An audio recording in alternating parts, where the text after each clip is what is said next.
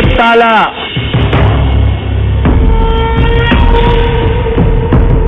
Ulan, ito na ang bagong tribong tala. Kung napapansin ninyo, wala na si Angelicopter at Jackie. Wala na rin si Ellen at Philo. Lahat sila nag-quit kagabi.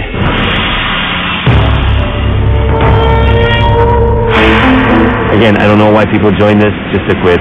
It seems like a waste of everyone's time. So lahat kami gulat pero medyo relieved kasi almost pantay na yung numbers. Sabi ko sa loob-loob ko, amin tong reward na to. Sigurado ako. Dahil unang-una, sino yung kalaban namin? Rugby boys. Physical sila eh. Hindi naman sila sumasayaw, hindi naman sila kumakanta. Gusto nyo bang malaman kung anong inyong pinaglalabanan? Okay. Eto na.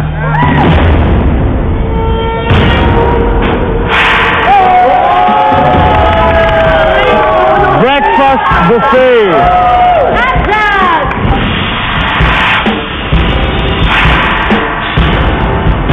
Hindi lang yan. 3 egg-laying chicken.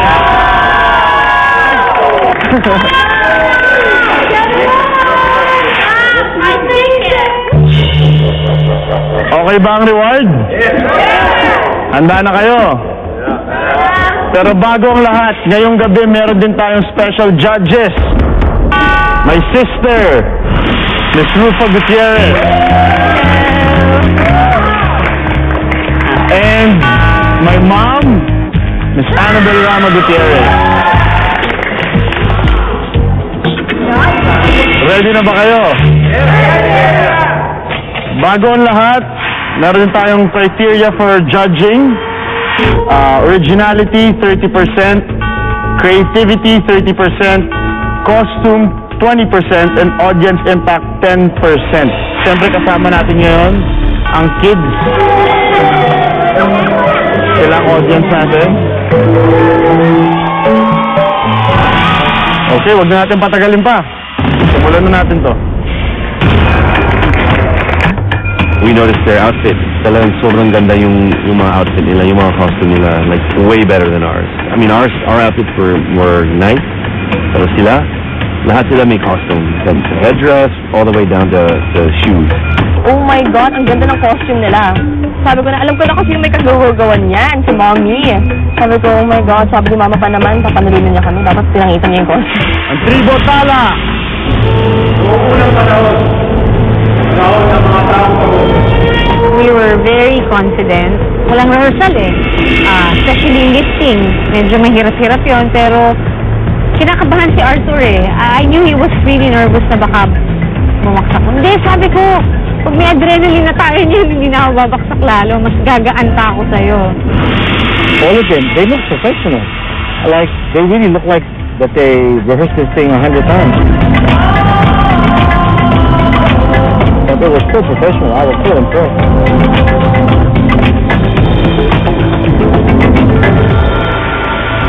Pinatawag ko kayo lahat ngayon upang ipakilala sa inyo ang aming minamahal na prinsesa.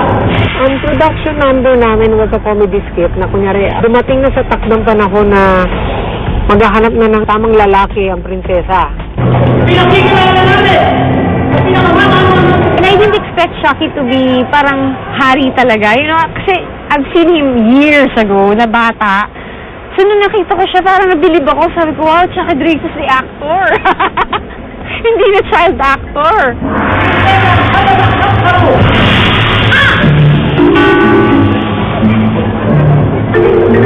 Ako talaga ang magiging anak ni Shaki at saka ni Isabel. Di ba? Parang mukha lang nila akong Shahil.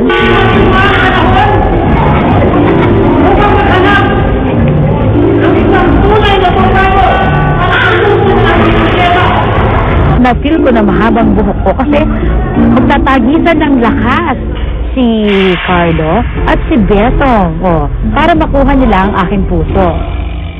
Di ba? Sino sa inyo ang nananakas sa puso ng aming prinsesa? Nanay! Ako ang survivor ng anak ko! Pare!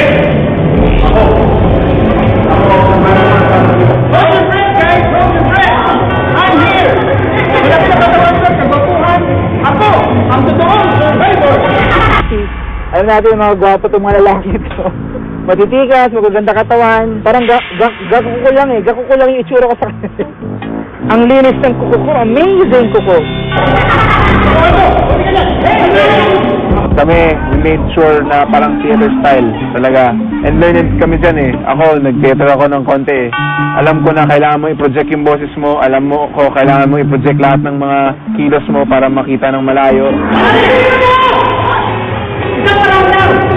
Ang malaman natin, sino po na ako? Ang puso ng aking prinsesa. Paano?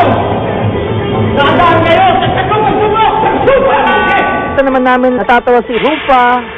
Although si Tita Annabelle hindi naman maintindihan kung natatawa o naiinis o tipong parang wala siyang something na nakukuha doon. Simulan natin sa pagsubok ng bilis. Simulan na.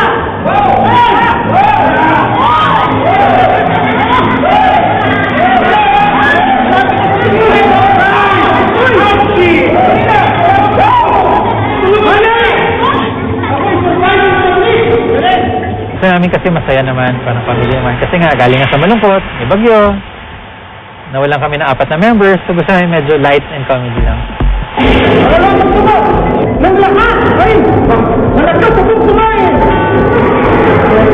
So yun, yung concept, parang nagpatagisan kami, pero ipapakita doon na kahit na dinadaya ako, tumutulong ako.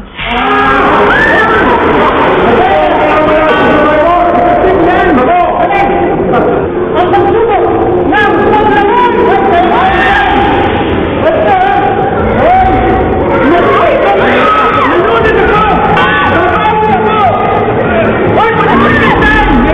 Nakakilig siya kasi yung konsepto nga na magpapa-under silang tatlo para makuha nila yung puso ko. Biruin mo, Arthur yan eh.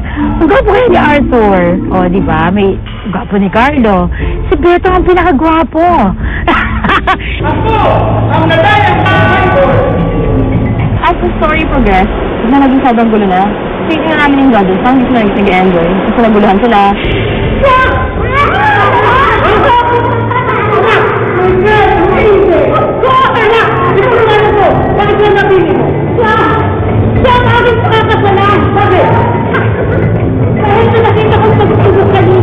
At first, parang iniisip ko na, hala, baka maumay yung mga tao na mapanood ako talaga yung prinsesa, ha? Hindi ko respeto sa katapatan at sa pagmamahalan.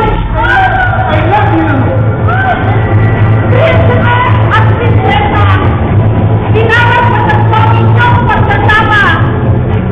Dahilan at ginawa sa puso at bagyo. Dahil sa community. Does your mom know that she's on our team still? Parang, we're getting worried. She's trying her hardest to win. I'm like, God, you're on our team. You're not on their team. You know this. You're supposed to go there to make them lose so that they vote themselves out. Don't. What is your deal?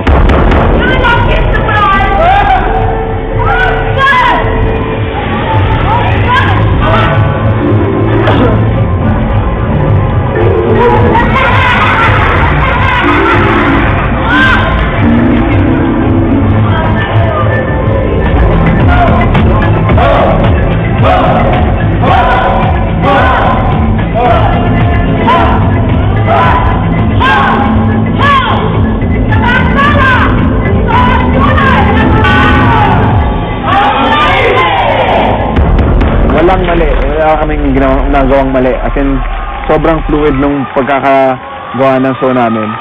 Pati ako natuwa na lahat nagawa nila yung roles nila ng maayos. Nakikita ko na wala silang story eh. Yung music nila medyo sobrang ingay, hindi mo narinig yung mga dialogue. So, alam ko na mas maganda yung story namin kaysa sa story nila. Okay, Tributalas, pakinggan natin kung anong comments sa ating judges. Gusto ko malaman sinong gumawa ng costumes nyo. Very Dance Entertainment lang, Isabel Saki, ah. Naalala ko yung mga panahon natin, ah. Of course, si Isabel, kasama ko sa Monday group ng Dance Entertainment. Naalala ko yung mommy niya, yung mga days namin, and andito pa rin siya. yung tema. Nakita namin ang sama ng pag-ibig, magkasikahan, which is the portray ng dalawa namin Jessica. At parang naisip namin, bakit hindi natin gawin na mas masaya naman, para maiba naman, hindi masyadong seryoso. Well, nakuha niyo yung kilising ng mga bata dahil yung mga bata tuwang-tuwa sa ginawa niyo.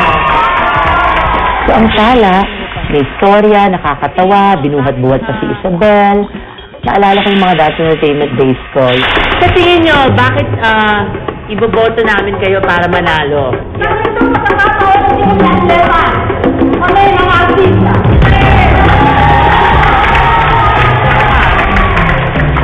Iba ko sa ginawa nyo, okay? Pero sa tingin ko, hindi kayo sabay-sabay sa production number nyo. At saka, lang ko nakita nag-i-enjoy ako.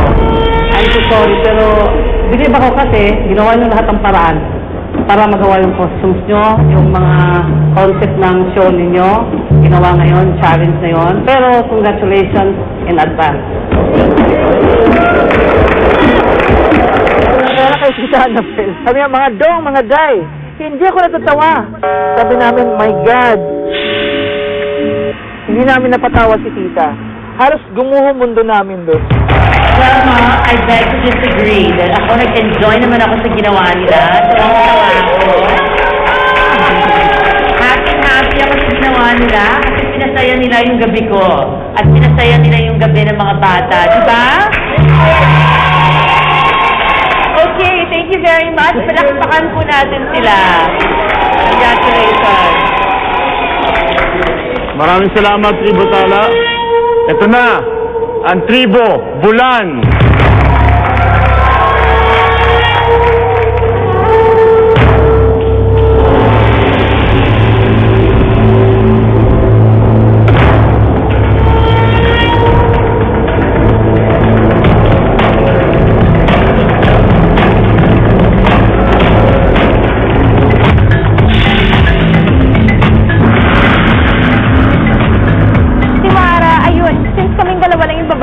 Kami yung parang spice ng story, I guess. Kasi puro lalaki halos sa amin, 4 sila, tapos kami lang 2 yung babae. Kailangan nila ilagay talaga namin yung mapapansin kami dahil yung judges 2 babae din. So, istorya ng Tribo Bulan. Istorya ng Prinsesa Bulan at ng Reyna Bulan.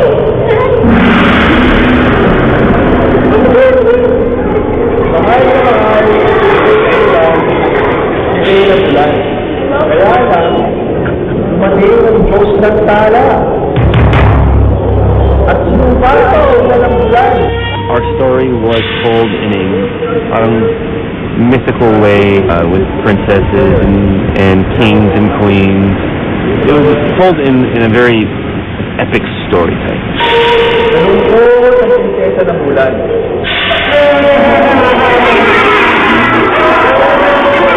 Pero, kahit nalungkot ang prinsesa ng Bulan, survival siya at hindi siya susuko. Kasi, ang pagmamahal ng ina sa anak ay walang masusunan. Ito naman ang storya ng isang prinsipe at isang prinsesa. Nagtagbay para mahanap ang kayamanan ng lupa ng bulan. Pero dahil